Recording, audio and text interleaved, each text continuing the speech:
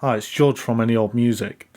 A bit different in structure and tone, I thought listing and discussing the different effects that Herrmann uses in walking distance, orchestration effects, special string effects that is. I thought discussing and defining those would break the flow of the earlier video this week, where I have a look at Herrmann's use of orchestration and instrumentation in that episode of the Twilight Zone walking distance. For this reason, I thought I'd do a separate video highlighting and discussing those techniques, which I do so in the Any Old Music article. Herrmann uses a huge number of orchestration techniques and devices in this score, exploring string writing techniques. Obviously, we discussed in the previous video that it was for a string orchestra, a specific string orchestration which involved 6 first violins, 4 second violins, 3 violas, 3 celli, and 2 double basses. For Psycho, which came out in 1960, perhaps this piece became something of an artistic study or sketch for that score. Here I've pulled out a range of extended techniques that Bernard Herrmann uses in walking distance, and I'll just offer a brief set of definitions and thoughts on each one. So the first one is Con Sordino. Much like Psycho, this score extensively uses Con Sordino, or muted strings. Herrmann uses the technique in 2 ways. One, to make the soft sections even softer and lighter, and secondly, to make the loud passages sound trapped. I always liken it to if you were screaming in your coffin. Adler, in the study of orchestration, which I've used before when discussing orchestration, captures the description of the latter of these beautifully. The loud muted passage takes on a special quality of restraint and a sound that is more constricted, tenser. A good point of contrast within the score for walking distance is the 6th cue, Curtain, where the strings are Senza Sordino or unmuted, and then immediately in the next cue the strings are muted once again.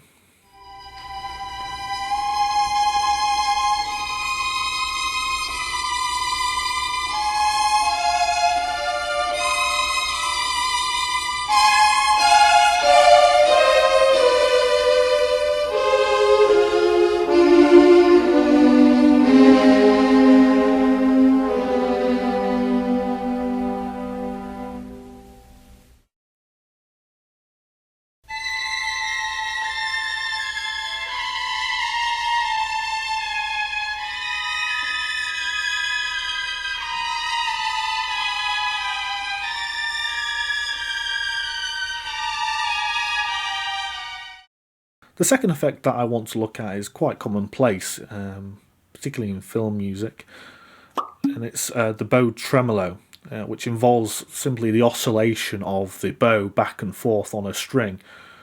These can be measured, meaning the repetition of the notation is of a defined rhythmic value, or they can be, as is the case in walking distance, unmeasured.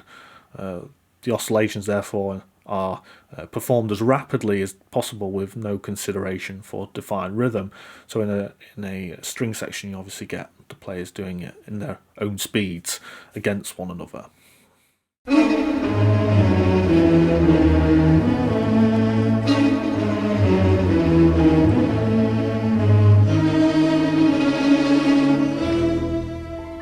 The division of tremolo and natural bowing is an interesting effect that Bernard Herrmann uses as well in this piece. Similar to how we observed them in the Dives and Lazarus article, the violins are divided despite playing the same pitches. One part, however, in walking distance is instructed to perform an unmeasured tremolo, while the other player plays the line naturally. Herrmann uses this technique in the 2nd cue. As you can imagine, this veils the effect of tremolo, smoothing the line but creating a kind of rustling effect under the surface. As a technique, I'd be curious to know how it sounded if you were to ask the players to play different bow positions for each tremolo. Maybe ask, say, the natural part, who are playing just natural bowings, to play sul tasto, and the tremolo part to play sul ponticello.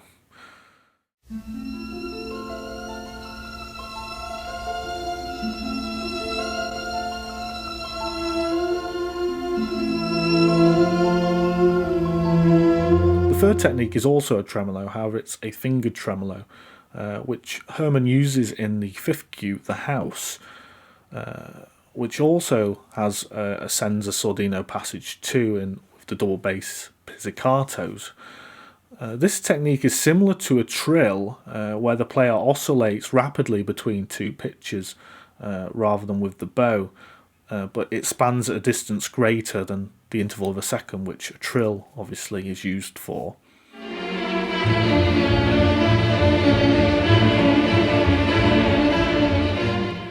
Sorry for the abrupt shift here, I accidentally forgot to record a couple of subsections for this video the other day, so I just thought I'd quickly do that now.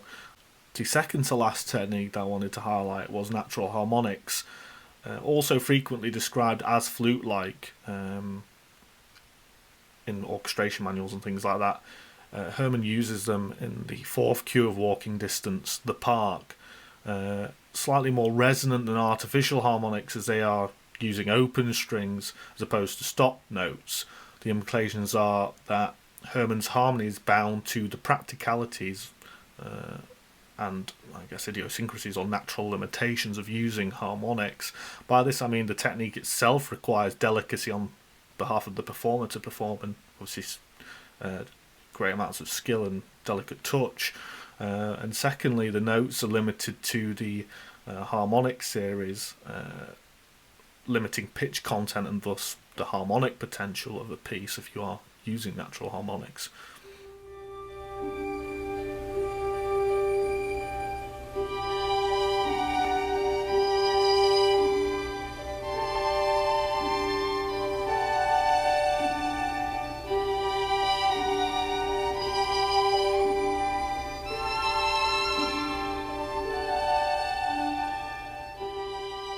The last technique is not really a special effect, to be honest, but it's worth highlighting because I suppose it could be overlooked because of its, I guess, simplicity, and that is non-vibrato.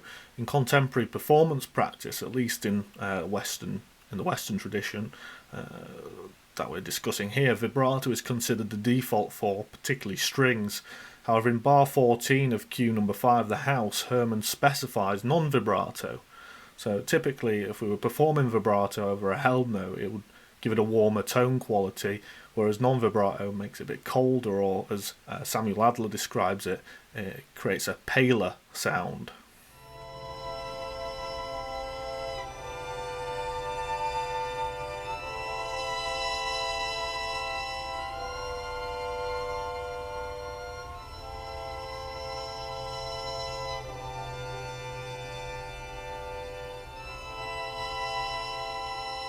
So those were the extended techniques that Bernard Herrmann applies in his score for Walking Distance.